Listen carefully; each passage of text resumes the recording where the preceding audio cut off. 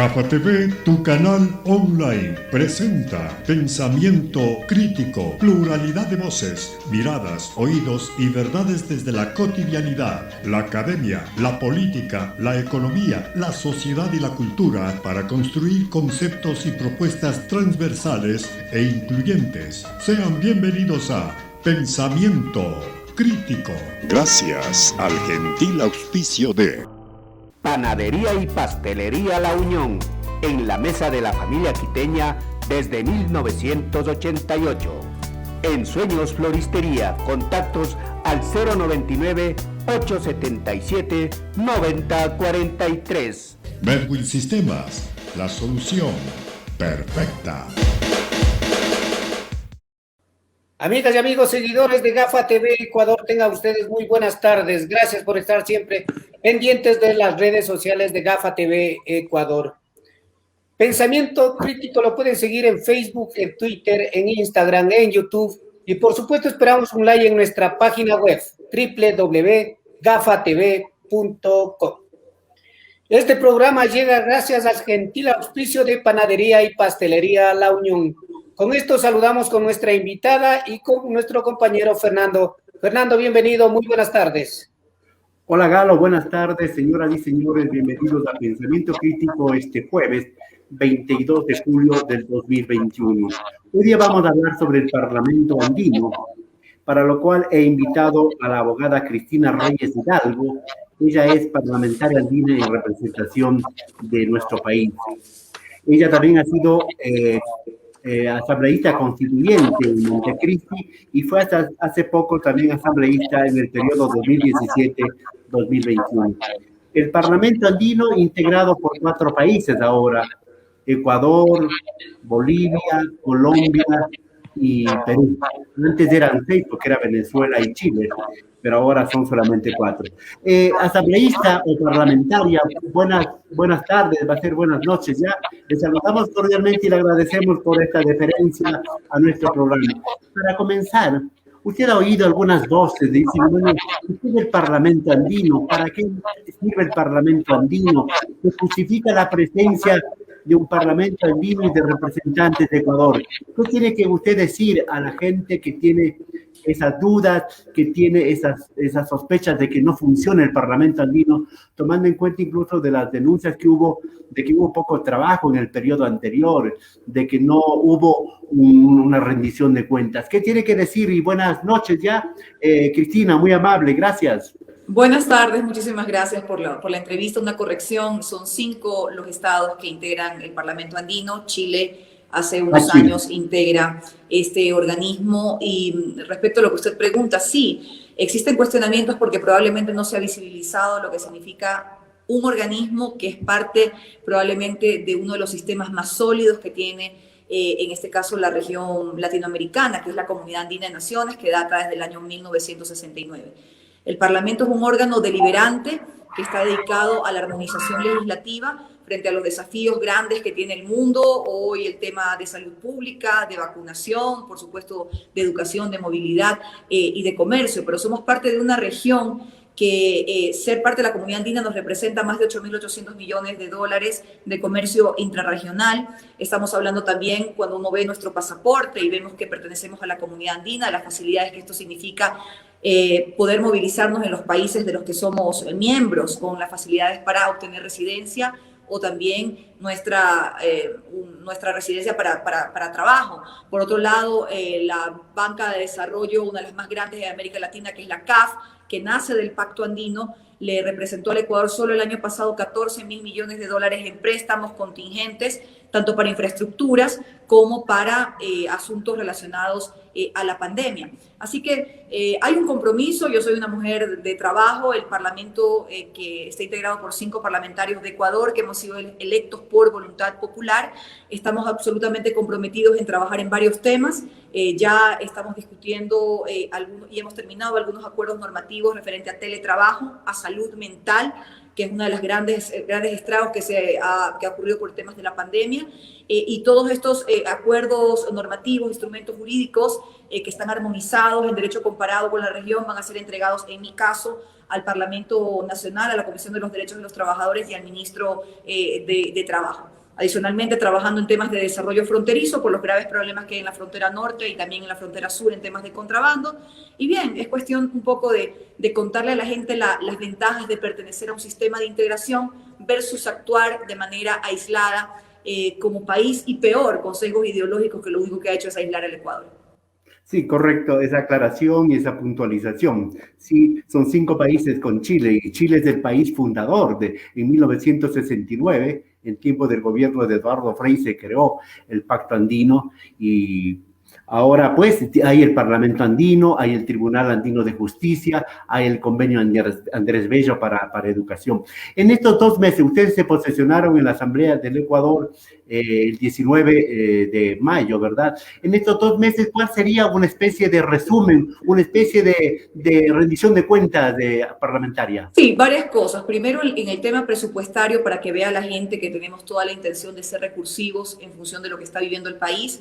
Muchas críticas de los periodistas fueron hacia las oficinas que alquilaba el Parlamento Andino, que eran costosísimas en un barrio muy bonito de Quito. Nosotros decidimos abandonar esas oficinas, tomar un inmueble del Estado, que bueno, no está en muy buenas condiciones de habitabilidad, se lo va a refaccionar, y junto al Tribunal Andino de Justicia, que tiene sede en Quito, justamente para no pagar alquileres, haremos un traslado para trabajar en conjunto. Esto es de la parte administrativa. Debo decir lo que sí es importante, porque estamos conscientes que no se puede utilizar recursos públicos de manera desmedida. Luego también debo decir que la oficina de Ecuador ha decidido que vamos a trabajar deponiendo cualquier clase de temas ideológicos o partidistas. Somos 5 parlamentarios, 2 son del partido UNES, Revolución Ciudadana, Virgilio Hernández y Verónica Arias. Está Paul de Samblán, que es nuestro vicepresidente regional de Ecuador, que es de la Izquierda Democrática, y Miriam Cisneros, que es una gran líder representando a Pachacuti por el pueblo Sarayaco, y quien les habla. Hemos decidido que vamos a trabajar conjuntamente. Los acuerdos normativos que hemos aprobado hasta el día de hoy y que serán entregados, como digo, a las instancias correspondientes, van en temas de lucha contra pues las adicciones en el país y el tratamiento que se debe seguir, los protocolos en el tema de salud pública, dado que hay una gran deficiencia en nuestro sistema. En Guayaquil, por ejemplo, tenemos en barrios populares un gran problema de consumo con el tema del H. Entonces, esto no solamente parte por el tema de control, de autoridad y demás, que por cierto hay un gran problema en las cárceles en este momento en el país, sino también cuál es la atención de rehabilitación que se le va a dar y cuáles son esos protocolos. Esto está dentro de un acuerdo normativo que ya hemos aprobado. Por otro lado, también el acuerdo normativo respecto al teletrabajo, que si bien fue aprobado en el caso del Ecuador al apuro, y todos los países de la región y del mundo, creería yo, lo incorporaron en sus ordenamientos jurídicos, hay algunos temas que se han quedado de lado, como por ejemplo los deberes y obligaciones del empleador para facilitar las herramientas tecnológicas. En el caso de los maestros es súper importante. El tema de, sí, la brecha digital es un tema que hay que analizarlo de manera regional. Por supuesto también el derecho a la desconexión. Se están generando incluso hasta enfermedades producto de estar conectado mucho tiempo, visuales, de depresión y demás. Y bueno, también el afán de no precarizar el trabajo, aunque sea dado de manera virtual o telemática. Esto por, bueno, ser un poco concisa de las cosas que hemos hecho. En mi caso estoy trabajando también en la frontera norte, me he reunido con el canciller de la República, trasladando un grave problema que hay en Esmeraldas de inseguridad, además también de que ellos reclaman ser una zona, tener un centro binacional fronterizo para control de mercancías y flujo migratorio, ya que no lo hay, solamente lo hay en la provincia del Carchi y en la provincia y en Sucumbíos. Así que bien, estamos trabajando. Estoy también reuniéndome para gestionar temas de cooperación internacional, porque estamos entregando tablets gratuitas en distintos sectores del país. Y bien, eso es un poquito el resumen de lo que han sido estos 2 meses. Muchísimas gracias, y dándole bastante prioridad al asunto que usted llama el teletrabajo con dignidad, ¿verdad? Que debe comenzar con Ecuador, ese ejemplo, para que se expanda por la subregión andina. Hay temas tan importantes, y cuáles podrían ser las iniciativas ¿Cómo le toma usted, por ejemplo, ahora mismo el problema del transporte pesado, que se quejan mucho nuestros transportistas pesados, que no les dejan pasar la frontera, que hay otro, el asunto de la migración venezolana, el asunto del narcotráfico? Hay un sinnúmero de temas realmente que deberían y van a ser, me imagino, abordados por el Parlamento andino, porque hay que enfrentarlo antes de que esto se vuelva crónico, Cristina. Sí, justamente yo mañana voy a tener una reunión temprano con el ex asambleísta por la provincia del Carchi, Javier Cadena. Él me ha relatado cómo justamente por las actividades laborales, de carga, de transporte, de carga, de mercancías, muchos vehículos han sido retenidos en Colombia. Entiendo que había un convenio que no se ha renovado, pues obviamente voy a hacer todos los votos para conversar con el embajador de Colombia, porque obviamente tiene que existir reciprocidad también en función de los vehículos que por alguna cuestión, quizá contravención, sean retenidos aquí en el país. Esto sin duda perjudica a muchas personas, sobre todo humildes, que están realizando su trabajo y que al final del día se quedan sin su herramienta de trabajo. Así que y en cuanto pueda ir a Colombia, por supuesto también me reuniré con las autoridades correspondientes. Respecto al tema de la migración, hoy que el presidente Lasso es el presidente pro tempore de la comunidad andina, se acaba de posicionar en Bogotá. Esto nos da una importante hoja de ruta para marcar una agenda en la región en varios temas. Sin duda el comercio siempre va a ser un factor importante, el comercio entre nuestros pueblos que genera ingresos y recursos para nuestros países. Pero hay un tema que no podemos dejar de lado, el que usted menciona, la dictadura que hay en Venezuela y que arrastra a millones de personas al éxodo masivo, al exilio, a huir de su país por las condiciones precarias y de violencia que viven. El 60% de esa migración viene a los países de la zona andina. El 60% viene a Colombia, a Perú, a Bolivia, en menos porcentaje, y también a Chile, que es parte no de la comunidad, pero sí del Parlamento. Ahí hay que trabajar varios temas. La comunidad internacional tiene que buscar los recursos necesarios para poder atender los ámbitos humanitarios de estas personas que también tienen derecho a, sí, acceso a la salud, educación y por supuesto también a regularizar su situación.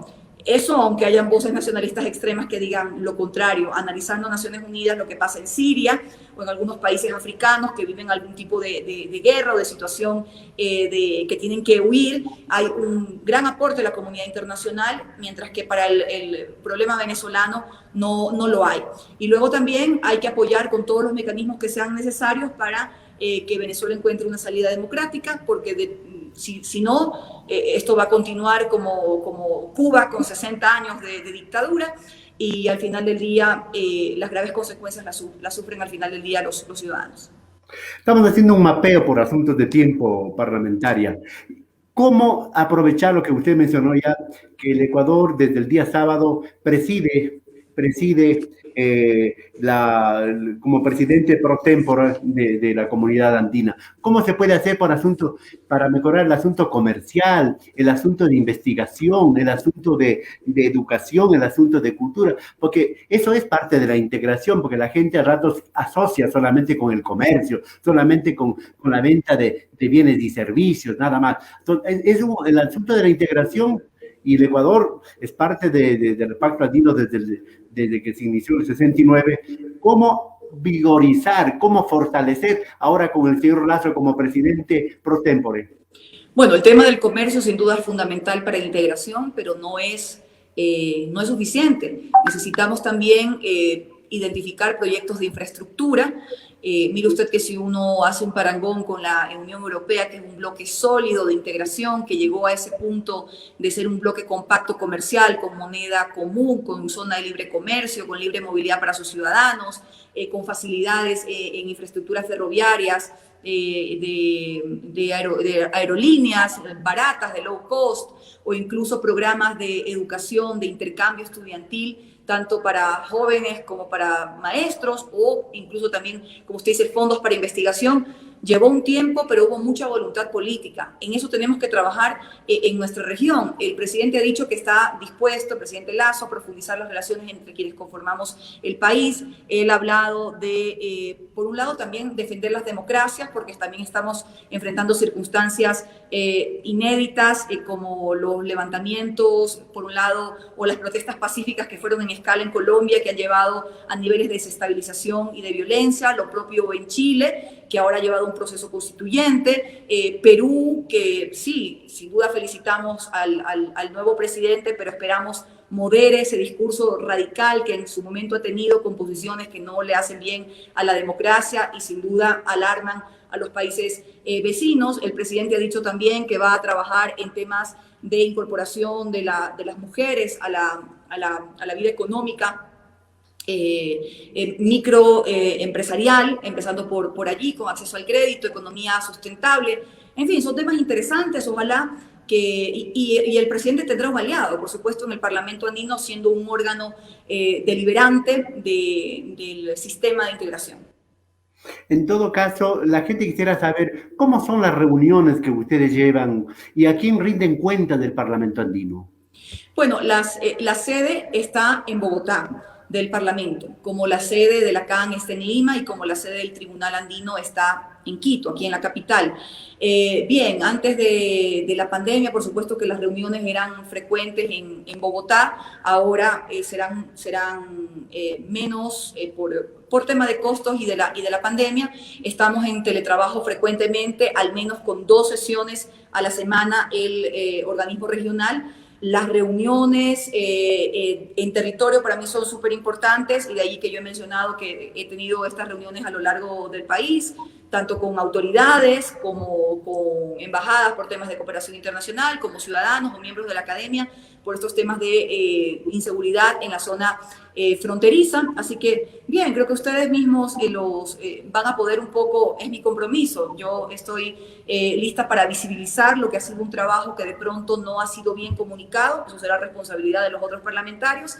Aquí estamos listos para sumar, creemos en la integración, pero no una integración idílica de nuestras épocas independentistas o el sueño de Bolívar, sino una integración que le reporte a los ciudadanos y que les merezca beneficios, y que estos beneficios no solamente sean en temas, como lo he dicho, comerciales o económicos, sino también en temas culturales, turísticos, humanitarios, que tenemos que trabajar sin duda alguna. Para terminar el tema del Parlamento, me remito a la preocupación que ha expresado usted del Parlamento andino sobre Venezuela. Pero ¿qué preocupación tiene sobre la violencia en Colombia y en Chile, que también ocasionó muchos muertos, mucha represión, muchos heridos? ¿Cuál es el pensamiento del Parlamento andino? Bueno, nuestros pronunciamientos han sido siempre en defensa de la democracia, en el respeto de los derechos humanos de todos los ciudadanos que tienen toda la libertad para expresarse. Si están inconformes con las medidas, en este caso que se intentaron aplicar con una reforma tributaria completamente inconveniente en los momentos de pandemia en Colombia, o sin duda también cuando se intentaba aumentar el costo del pasaje del metro en Santiago de Chile. Pero de ninguna manera creo que un ser racional puede concebir que una protesta derive en incendios de terminales terrestres, en incendios de propiedad privada, en enfrentamientos violentos con la policía de lado y lado, por supuesto, porque también obviamente observatorios de derechos humanos apuntan que no solamente hay un grupo de violentos dentro de la protesta legítima, sino que también probablemente puede existir por parte del Estado, ¿no?, desproporcionado de la fuerza pública. Eso también tiene que ser observado, pero por supuesto que creo que como demócratas defendemos que los pueblos se puedan expresar, pero que estas protestas sean dentro de un ambiente pacífico, que garanticen la democracia, que garanticen la estabilidad de los pueblos, y que al final del día se logre a través del diálogo las soluciones para los distintos problemas que está atravesando la región. Porque con piedra y con bomba, ni con bala, uno llega a entendimientos. Uno lo hace a través del diálogo, en mesas sectoriales, conversando, con acuerdos, con personas civilizadas, tanto desde los gobiernos como desde la sociedad civil. Ahora sí, parlamentaria, volvamos al Ecuador. ¿Qué piensa usted? ¿Valió la pena renunciar a la candidatura presidencial para apoyar al señor Guillermo Lasso, que ahora mismo a 2 meses, ya que va a cumplir el sábado, 2 meses de gobierno, se lo dice que es un poco tiktócrata? ¿Qué le parece? Bueno, el señor Guillermo Lasso ganó. Creo que la alianza funcionó si lo miramos desde la óptica electoral. Luego está claro que tuvimos un rompimiento en la alianza legislativa que teníamos, que lo que intentábamos es generar una hoja de ruta de gobernabilidad para los graves problemas que atraviesa el Ecuador. Alguna gente no lo comprendió así, hubo críticas y demás, y también un incumplimiento de palabra. Ese rompimiento no quiere decir que vayamos a apoyar todas las cosas buenas que haga el gobierno nacional. Creo que es digno resaltar, más allá del TikTok, que a unos les gusta o no les gusta. A mí en lo personal creo que hay momentos para hacerlo y que es divertido, pero hay que reconocer, por ejemplo, hay un plan de vacunación que se está implementando en el Ecuador que es digno de resaltar. Eso no lo podemos olvidar. El gobierno anterior fue un desastre en el manejo del tema de la vacunación o del control de la pandemia, las pruebas diagnósticas, en los cercos epidemiológicos, etc. Aquí creo que ya gente de 20 años se está vacunando. Ha llegado un gran contingente de vacunas adquiridas desde China, desde Estados Unidos, Alemania, etc., Reino Unido, y eso es importante porque eso va a cuidar la salud de los ecuatorianos y también reactivarnos económicamente. Luego sí, hay algunos graves problemas que el presidente tiene que hacerse cargo, que tenemos que decírselos. El tema de los hospitales todavía es muy preocupante, del seguro social todavía uno no sabe qué está pasando, se cree que es una bomba de tiempo que nos puede explotar, será una tragedia que no se pueda pagar las pensiones en este país o que colapse el sistema de salud pública. Nos preocupa el tema carcelario. Tengo entendido que ahorita está haciendo justamente un comunicado porque hay más de 20 muertos y es un tema que hay que actuar, que hay que intervenir, que el Estado debe tener control, no solamente para generar rehabilitación a personas que están privadas de su libertad, sino también para evitar que sean mafias las que estén operando y generando delitos delitos y zozobra en la sociedad ecuatoriana.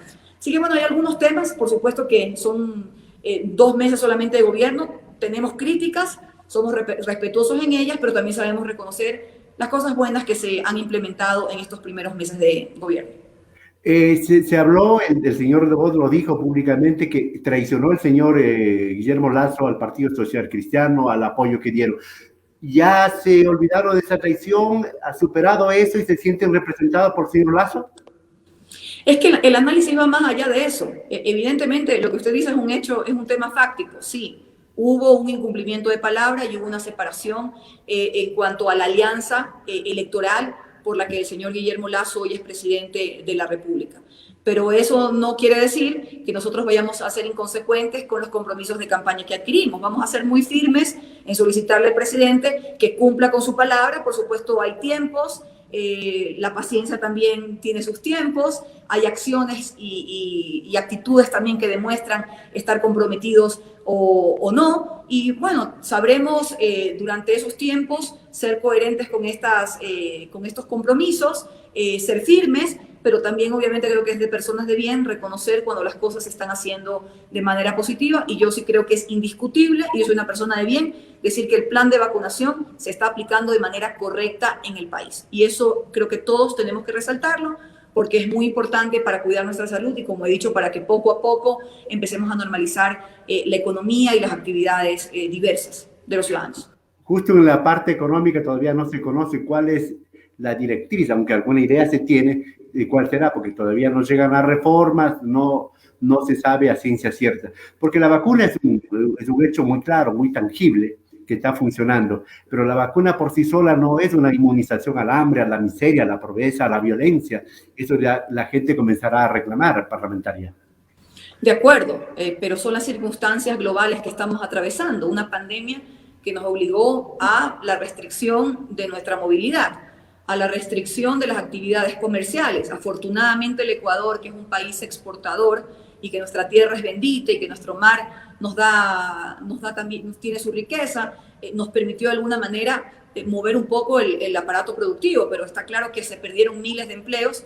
Hoy la creatividad está llegando y genera que muchas personas tengan sus emprendimientos vía digital, que de alguna manera se pueda seguir trabajando. Hay algunos temas que el gobierno tiene que comprometerse.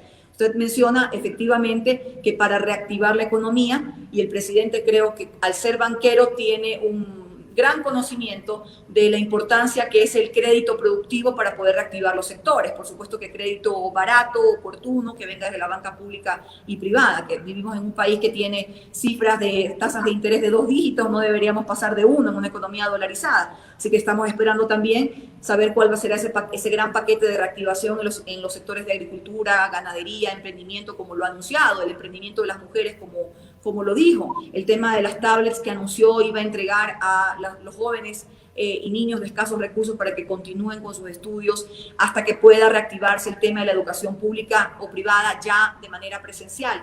Así que, bien, son muchísimos temas. Está claro que la inmunización no es completa para los males que atraviesa el Ecuador, pero vaya, que sí es un alivio el saber que de alguna manera vamos a estar más protegidos de todavía las diversas variantes que se están generando en el mundo y que pueden llegar al Ecuador, y que se ha determinado científicamente que estando vacunado puede pasar como una simple gripe y no nos puede llevar a estar entubados en una unidad de cuidados intensivos.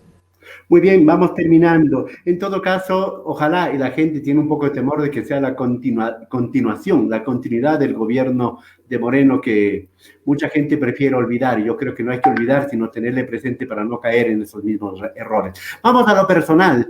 En lo político, su futuro está en la alcaldía, esperar el 2025 para Carondelet. ¿Cuál es su futuro, Cristina? Cuéntenos en confianza.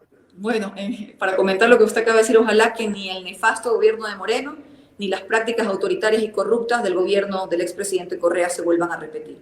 Por eso es que los ojos de fiscalización y los ojos críticos de los ciudadanos, y esperemos de las autoridades de control, que hoy también están en un culebrón interminable, puedan darle al país la estabilidad y dejarnos de estos sobresaltos que lastimosamente, además de las penurias cotidianas que tiene que vivir muchísima gente para ganarse la vida, tiene encima que vivir con los escándalos cotidianos que vienen desde el sector público o quizá privado por temas de corrupción. Y bien, con respecto al futuro, creo que la pandemia nos ha demostrado que hay que vivir el día a día.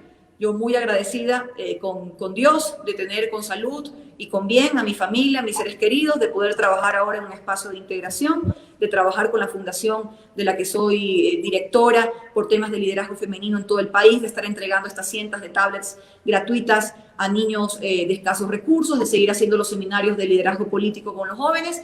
Y bien, el tiempo determinará los siguientes pasos. Yo creo que cuando una persona actúa de manera correcta, cuando tiene la conciencia tranquila, cuando hay la confianza ciudadana, las puertas se abren para muchos espacios. Y si Dios lo permite, pues esta mujer seguirá construyendo liderazgo político y haciendo política de la forma que me gusta, con transparencia y con honestidad.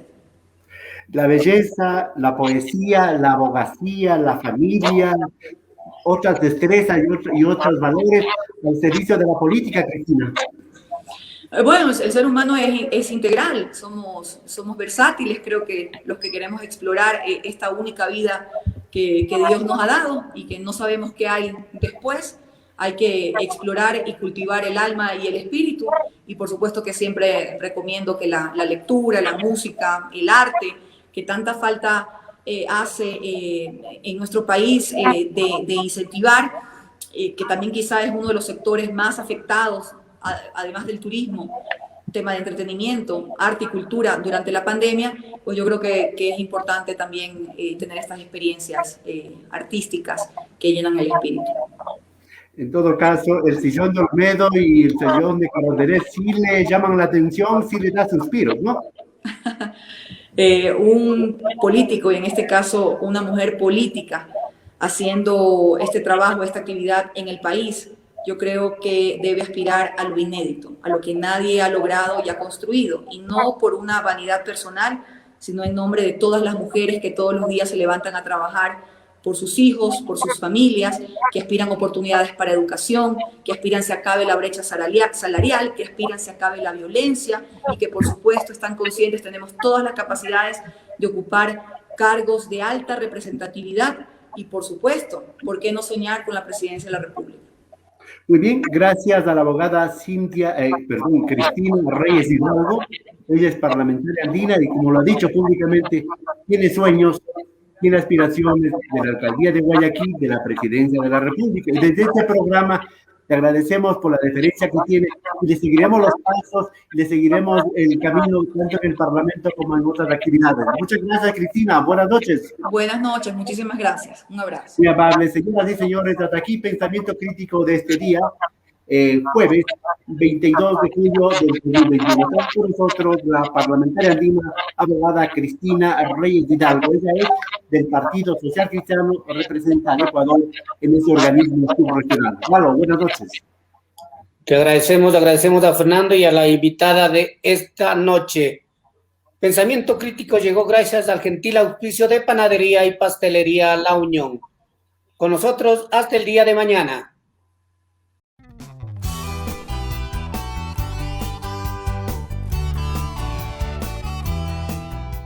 Somos Gafa TV Online, desde Quito, Ecuador, para todo el mundo.